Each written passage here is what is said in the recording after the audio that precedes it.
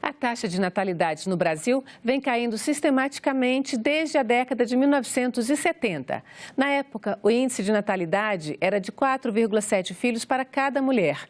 Hoje, essa taxa está em 1,8 filho para cada brasileira. E mais, a idade média em que a mulher decide ter o primeiro filho está aumentando. A maioria adia a maternidade até perto dos 30 anos. Estabilidade financeira e também emocional são fatores que pesam. E as mães modernas estão muito preocupadas em ter uma gravidez tranquila e saudável. Pensando nesse grupo de mulheres, em seus parceiros e familiares, nós convidamos a doutora Raquel Vinhais, ginecologista e obstetra do Hospital Materno Infantil de Brasília, para trazer orientações que possam reduzir as dúvidas desse período da vida. Doutora Raquel, muito obrigada pela sua presença aqui no Cidadania. Eu que agradeço. Então, vamos começar um pouquinho antes da gravidez, né? A gente vai falar aqui de como a mulher se cuidar nesse período, no período de gestação, mas vamos falar um pouquinho antes. É importante ter cuidados anteriores à gravidez, ou seja, um planejamento real desse período? Sim, é super importante, né? Esse preparo para a gestação é muito importante. A maioria das pessoas hoje lembra de engravidei e vou procurar o meu médico fazer o pré-natal, mas a verdade é que antes, talvez fosse até o período mais importante, checar a saúde dessa mulher, saber se ela tem sorologias que contraindiquem naquele momento uma gestação saudável, se preparar cuidando de ajustar seu peso para que ela tenha uma gestação com um peso dentro do ideal, que ela faça ingestão de vitaminas, de ácido fólico antes do período da concepção, porque ele é sabidamente protetor em relação a algumas malformações do sistema nervoso do bebê. Então é muito importante se preparar e orientar para que esse período seja o mais tranquilo possível. Você falou em sorologias que podem indicar uma não gravidez naquele momento. O que pode ser, por exemplo, toxoplasmose, rubéola. A gente tem algumas viroses que elas são perigosas, principalmente no início da gestação.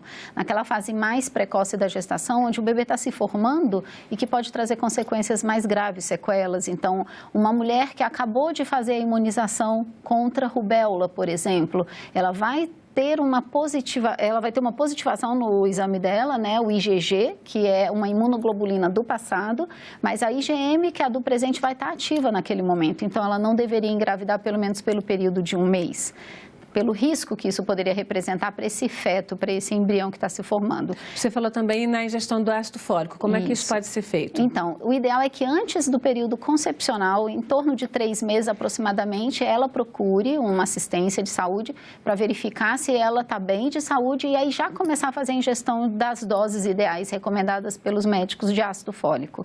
E o uso é diário até engravidar e se mantém nas primeiras 12 semanas de gestação. É em forma de comprimido? Injetável? Muito fácil, comprimidos. Comprimidos, inclusive, que a gente fornece na rede pública de saúde, nos postos de saúde. É uma espécie de uma vitamina, então? É, isso. Ele é um adjuvante e ele vai ajudar também para que a mulher diminua o risco de ter anemia, que é uma coisa relativamente comum na gestação. O uso de complexos vitamínicos, de uma atividade física rotineira? Isso. Na verdade, assim, o uso de vitaminas se deve particularizar. Fora o ácido fólico, a gente não prescreve vitaminas para todo mundo da mesma forma, como uma receita igual, né? A gente vai particularizar, vendo qual é a época de vida dessa mulher, se ela está na primeira gestação, se ela está emendando 2 gestações, se ela perdeu peso recentemente, se ela está saindo de uma dieta, ou se ela teve uma cirurgia bariátrica anterior. Então, são situações que a gente precisa ajustar, né? Então, nem todo mundo vai precisar vitamina sempre e principalmente no início da gestação. Agora, esse é um preparo bem tenso, né? Assim, na verdade, a maioria das mulheres não engravida com um preparo assim tão anterior, né? É isso, a prevenção ela é muito importante, é isso que a gente tem que ressaltar e lembrar para as mulheres, porque a gente costuma querer resolver depois que a coisa já está em curso, né? Então, engravidei e vou buscar um pré-natal, mas por isso que eu digo que o ideal seria procurar antes, até para evitar complicações que possam ser evitadas, claro, né? Mesmo quem está planejando a gravidez, ou quem não está planejando, mas está numa situação tranquila, que se sente tranquila para engravidar, tem aquele momento de, será que estou grávida, né? Atrasou a menstruação, será que estou grávida? Como faço? O que você indica para esse momento? Então, é o famoso teste de farmácia mesmo? Na verdade, assim, a gente tem testes de farmácia hoje que são até bem fiéis, que a gente pode confiar, mas o ideal é sempre confirmar esse diagnóstico da gestação com um teste de sangue feito nos laboratórios, né? E nessa fase é importante para que a gente faça essa programação da gestação, para que, como a gente falou, tem muitas dúvidas, o que eu posso fazer, o que eu não posso fazer, o que eu tenho que parar da minha vida habitual, da minha rotina diária, né? Então, no iniciozinho do pré-natal, são muitas dúvidas, então as primeiras consultas são muito mais para esclarecer essas dúvidas do que de verdade para iniciar um pré-natal, porque naquele momento o embrião ainda está muito pequenininho, a gente tem tempo para fazer os exames, mas é mais para sanar essa angústia, essa dúvida de início dos casais. Agora, muitos casais só descobrem que estão grávidos, às vezes já tem, o feto já está com 3 meses, com 2 meses, como é que é isso? Então, quando a gente tem todo tipo de mulher, tem mulheres que são muito conectadas com seu corpo, com seu ciclo menstrual, tem ciclos regulares, então a gente às vezes tem até diagnósticos bem precoces. Eu tenho pacientes que descobrem gravidez antes de terem atraso menstrual, né? Mas a gente tem essa outra ponta aí, né, que é de uma mulher que às vezes tem um ciclo menstrual mais irregular, está num momento muito atribulado da vida e acaba perdendo essa conexão, não se percebe o atraso menstrual. E aí, claro, não é o ideal, porque ela provavelmente já se expôs a algumas coisas que a gente gostaria de evitar na gestação. Antes da gente entrar no que deve evitar na gestação, eu queria fazer uma outra pergunta. Tem muitas pessoas que deixam para, não só vou avisar que a família, por exemplo, que estou grávida, após o 3º mês. Quais são os riscos, digamos assim, naturais do ser humano, né, de uma perda de uma criança, de uma gestação, né? Dentro desses 3 primeiros meses? A gente tem uma taxa aproximada de abortos espontâneos de 20%. Então, é relativamente alta. 20% de todas as mulheres que engravidam vão terminar no abortamento espontâneo. E nessas 12 primeiras semanas é quando o risco é maior. Então, eu acho até que eu aconselho meus pacientes, se protege um pouquinho, a gente fica muito feliz, com vontade de gritar para o mundo que está grávida, mas eu acho que o ideal seria a gente compartilhar isso só com as pessoas muito próximas nessas primeiras semanas, para evitar, né, depois de ter que reviver essa dor, porque quando a gente conta e infelizmente acaba no abortamento espontâneo, a gente vai ter que ficar explicando para todo mundo o que aconteceu, né? E é independente da nossa vontade, porque a maior causa dos abortamentos iniciais são causas embrionárias, né? Alguma malformaçãozinha, alguma coisinha que naquele embrião não estava perfeito. Então, o organismo tem uma proteção natural, uma seleção natural. 20% é uma taxa muito grande, se a gente for avaliar, né? Por isso que eu digo, muito grande. Então, eu acho que vale a pena se resguardar um pouquinho. Hoje a gente está nessa era das mídias sociais, onde a gente quer compartilhar tudo, onde se faz chá de revelação, mas é muito carinho, muito amor, é uma coisa que a gente tem muita felicidade, tem vontade de compartilhar, mas eu acho que o ideal seria a gente preservar um pouquinho esse início, até para não ter que depois ficar dando satisfação para todo mundo quando, infelizmente, a gente cai nessa taxa de 20%. O que a senhora recomenda? Muitos casos chega no momento em que a mulher tem uma intercorrência médica, como os médicos costumam dizer, e alguns recomendam um repouso, um tratamento. Dá para segurar uma gravidez que tem um risco grande nesse início, ou é melhor, digamos assim, deixar que a natureza siga o seu fluxo? Na verdade, a gente nunca vai dizer para uma mulher não vai ter jeito, viva sua vida normal, continue fazendo atividade física, porque esse neném não tem jeito. Mas a gente sabe, os trabalhos mostram que a grande maioria dessas causas de abortamento precoce não são evitáveis. Mesmo que a gente fique de repouso, que a gente tenha todos esses cuidados, muito provavelmente a gente vai acabar no abortamento. Mas isso vai dar um consolo emocional para a gente, né? Então, os estudos não mostram que repouso evitem um abortamento dessas causas que eu te disse que de verdade são inevitáveis. Mas a gente tenta, né? A gente vai fazer tudo que é possível, né? Nesses 3 primeiros meses, você não falou em restrições, o que deve se restringir? Como é que devem ser esses 3 primeiros meses e depois a gente fala da sequência? Tranquilo. As mulheres que já fazem atividade física podem e devem manter esse ritmo de atividade física só com um cuidado. Eu brinco sempre que a gente precisa ter um bom senso. A gente, nesse momento, muda um pouco o foco. Então, a gente vai talvez diminuir um pouco o ritmo, a intensidade da atividade física e, claro, principalmente percebendo como o seu corpo está se comportando, como você está está se sentindo, como está a sua disposição e se a gente não tiver nenhuma intercorrência, é claro, nenhum sangramento, nenhuma dor. Mas é uma coisa que se tem muita dúvida, posso continuar fazendo atividade física quando eu engravido, quando eu descubro a gestação? Às vezes a gente precisa mudar a modalidade. Então a gente tem algumas modalidades mais perigosas, pedalar na rua, tênis, né? Alguns esportes que nos expõem a mais riscos de acidente. Em relação à alimentação, a gente tem algumas restrições, alguns cuidados, mas a gente também não é como se fala que a gente não pode mais nada. O que eu acho que a gente tem que frisar muito é assim, a gestação é um momento de saúde, de vida saudável da mulher, em geral. Desde que a gente esteja dentro desse critério, que eu estou com uma gestação saudável em andamento, eu não preciso mudar tudo da minha vida, eu vou reajustar algumas coisas, né?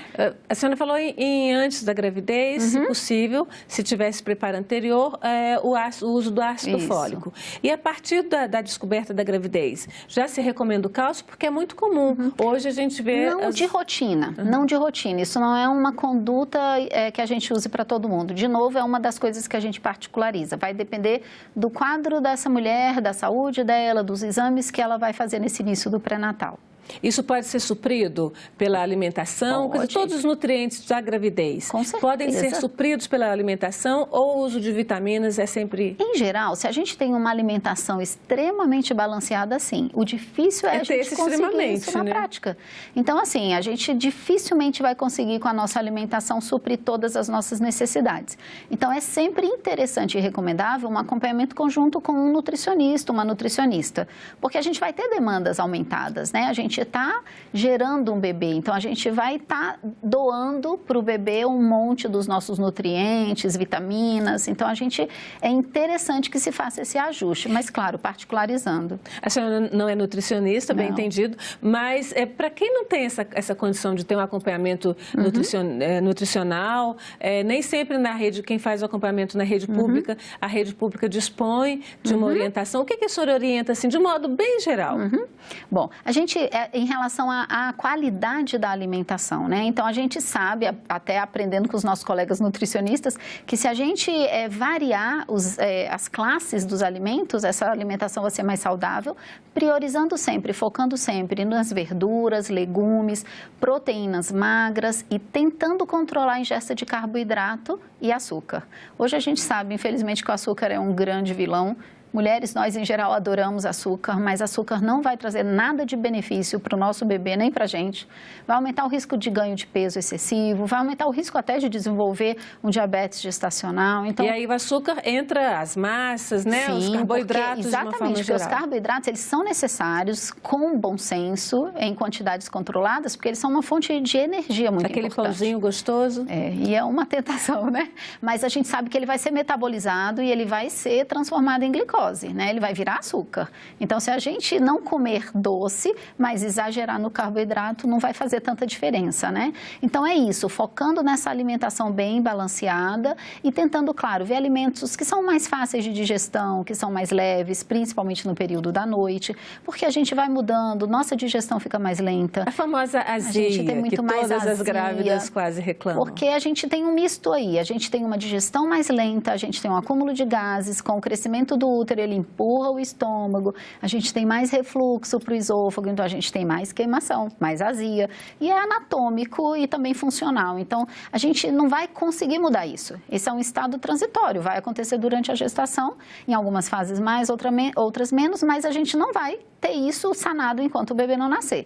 Então, a gente tem que agir preventivamente. Eu vou evitar de comer comidas muito pesadas, muito condimentadas, para que eu não fique me sentindo mal, para que eu não fique com aquela sensação que eu comi já há 2 horas e parece que eu acabei de sair da mesa do almoço, né? Essa questão, até aí a gente está numa gravidez saudável, né? E orientações para uma gravidez saudável. Mas, às vezes, né, normalmente lá pelo 3º mês, 4º mês, se faz aqueles exames em que se identifica, podem ser identificadas algumas patologias da criança, né, algumas patologias desse feto. Aí acontece a identificação de síndrome de Down, de hidrocefalia, de uma série de coisas que são mais complexas. O que fazer caso aconteça uma situação dessas? Na verdade, assim, a gente vai fazendo o pré-natal e sempre, a cada mês, a gente tem uma rotina de exames e de coisas assim, investigar, né? Então, a gente tem hoje em torno de 11 a 13 semanas o exame morfológico do primeiro trimestre, que é o ultrassom morfológico, que é quando a gente tem esses marcadores para síndromes. Síndrome de Down é mais comum, então é a partir daí que a gente começa a ter um pouco mais de tranquilidade de dizer, seu bebê aparentemente não tem nenhuma malformação, nenhuma síndrome, e a gente vai caminhando a cada mês, a cada semana. Eu brinco que é um ganho, né? É um alívio de que está indo tudo bem. Às vezes a gente não tem muito o que fazer, não tem muito o que mudar. Um bebê que tem Down, ele vai ter Down e a gente não vai fazer nada a não ser continuar o acompanhamento pré-natal e dando um suporte emocional para essa gestante. Sim, porque aí muda. Uma coisa é você chegar ao 4º mês de gravidez e, ok, está tudo bem, aparentemente, até onde a gente consegue enxergar, tudo bem. Outra coisa é, olha, seu filho tem uma complicação. É que a gente aqui tem que separar um pouquinho uma coisa da outra. Um bebê que tem Down, ele não transforma essa gestação em alto risco apenas por essa criança ter Down.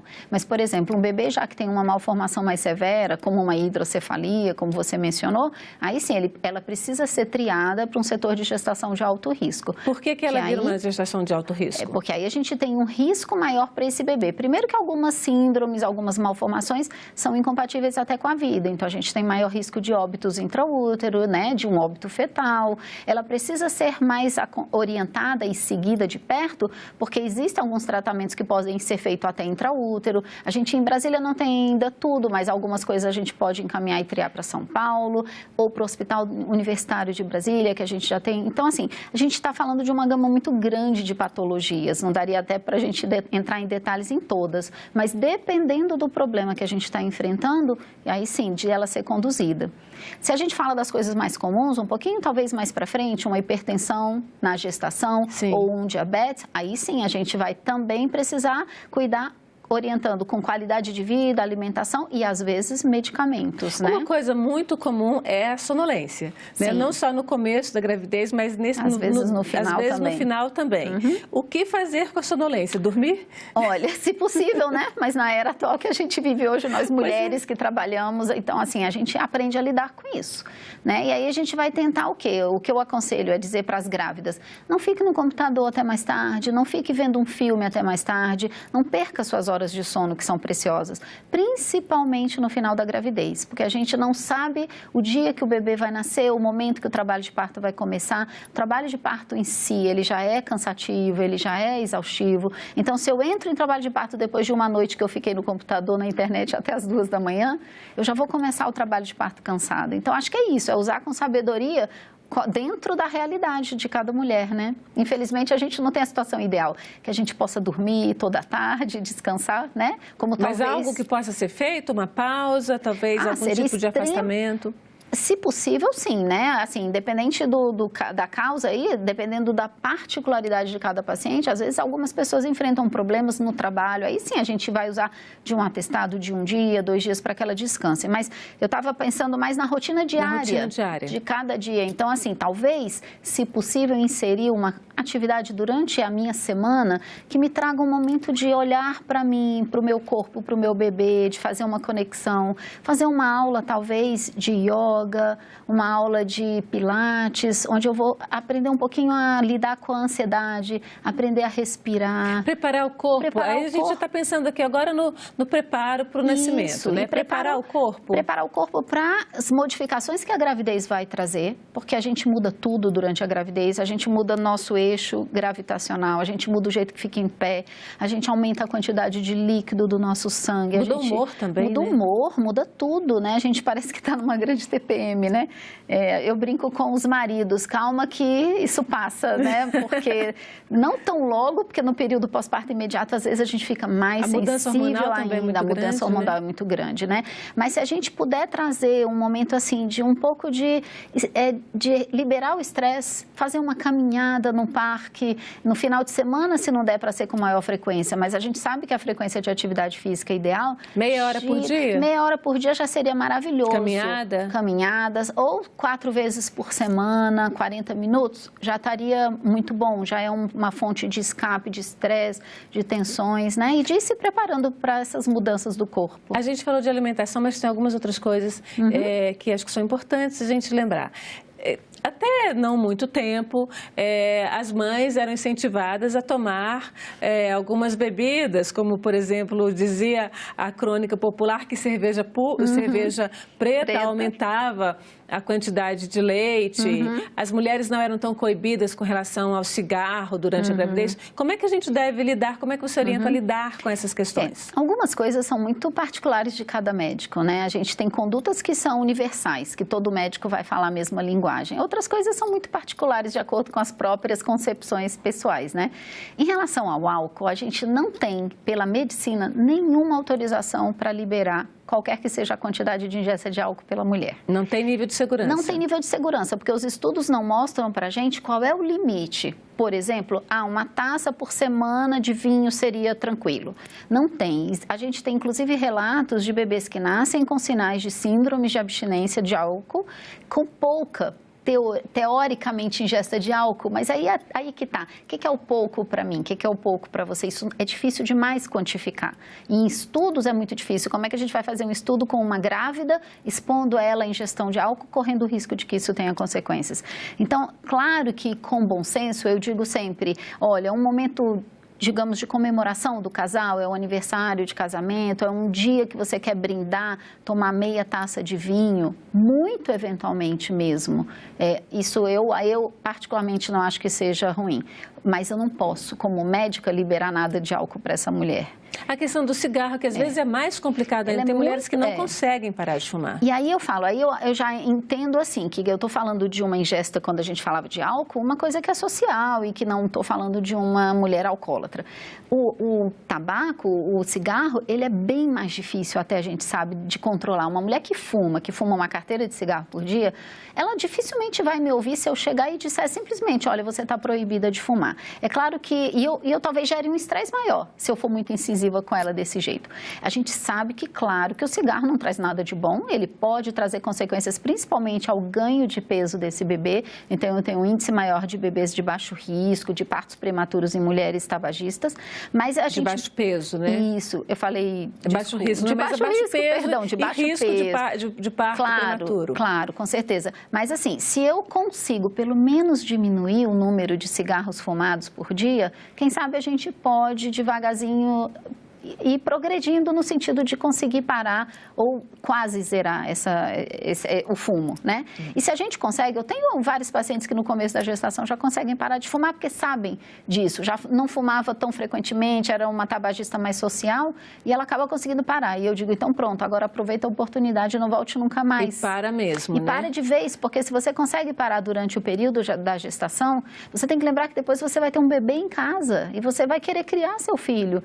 E a gente sabe que o cigarro só traz consequências ruins. Então, se a gente aproveitou a gestação e conseguiu parar, vamos continuar sem fumar. Essa preparação para o parto, chegamos aí já perto, né, do parto. Da data provável, né, do parto. Da data provável do parto. A gente tem, né, um problema grave no Brasil, especificamente, de cesariana.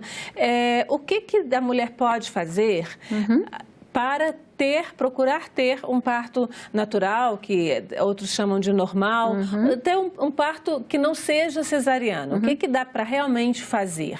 Olha, até aproveitando do que a gente estava falando, se essa mulher se preparou para engravidar, se ela cuidou da saúde, se ela fez pré-natal, o Ministério da Saúde recomenda que ela faça pelo menos 7 consultas de pré-natal, se ela cuidou para chegar no final da gestação sem anemia, sem nenhuma situação de risco somado aumentado, ela vai ter muito mais chance de ter um parto normal, um parto natural no final dessa gestação. Eu acho que uma arma imprescindível para a mulher que quer ter um parto normal é se informar. Porque se ela está saudável, ela provavelmente não vai ter nenhuma contraindicação de esperar esse bebê nascer no momento ideal. A gente sabe o tanto que é importante hoje para o bebê, porque é o bebê que diz para o nosso organismo que está na hora de nascer. Mas então vamos a esse momento ideal, né? Fala-se que entre 38 semanas e 42 semanas. Eu, particularmente, particularmente não conheço ninguém que tenha tido um bebê com mais de 39 semanas. Pois é. Chegou ali e já fez cesariana. Como é que Você faz? que isso... Chegar nessas 42 semanas é viável, é razoável? Sim, na verdade, assim, essa faixa aumentou um pouquinho, né? Há um tempo a gente já considera normal um bebê a termo a partir de 37 semanas e a gente tem a data provável calculada para 40 semanas. A gente sabe que depois de 40 semanas essa mulher precisa ser vista mais de perto, ela agrega riscos, mas são riscos que não justificam que a gente não deixe essa gestação evoluir. São riscos que nos dizem que ela precisa de um acompanhamento mais de perto. Então, a mulher nunca tem alta do pré-natal. A alta do pré-natal é quando o bebê nasce. Mas acho que o ponto muito importante é se informar para entender que isso não é correto, que eu não preciso tirar todo o bebê da barriga com 39 semanas, que eu posso sim, se eu estiver bem e com tudo dentro da situação ideal, meus exames estão normais e eu tenho um acompanhamento de uma equipe médica, que seja pública ou privada, eu posso esperar o bebê nascer até 42 semanas, desde que monitorizada.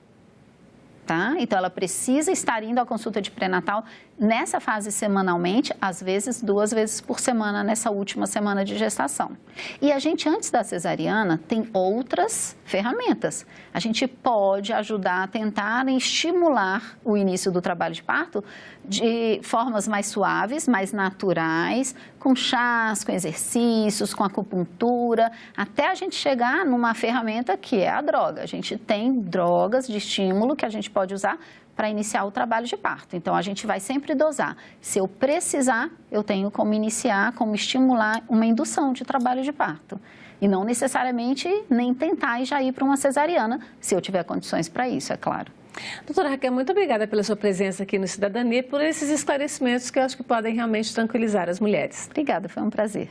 Bom, e para rever, baixar ou assistir esse programa, visite o site da TV Senado, senado.leg.br/TV, ou então o canal da TV Senado no YouTube, youtube.com/TV Senado. Para fazer comentários, críticas ou sugestões, ligue grátis para o 0800 612 1211.